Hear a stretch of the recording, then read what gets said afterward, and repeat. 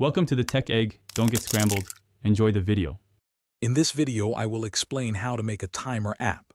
First, open Thunkable and create a new project, selecting a blank canvas for your design.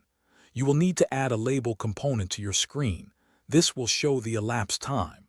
Next, drag 3 button components onto the screen.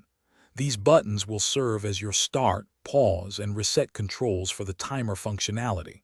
Finally, add a non-visible timer component to your project. Now, let's implement the core timer logic.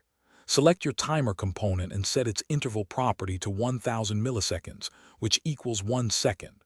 Create a new variable, perhaps named elapsed seconds, and initialize it to 0.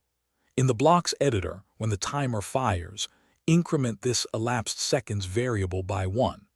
This action forms the fundamental counting mechanism of your timer application. Next, we connect the logic to the user interface. You'll need to convert the elapsed seconds variable into a more readable format, like minutes and seconds, using mathematical blocks. Then, update the text property of your time display label with this formatted string. For the buttons, program the Start button to enable the timer, the Pause button to disable it, and the Reset button to disable the timer and set elapsed seconds back to 0. Finally, it's crucial to test your timer app. Use the Thunkable live test feature to run your app on a mobile device. Check that the timer starts, pauses, and resets accurately.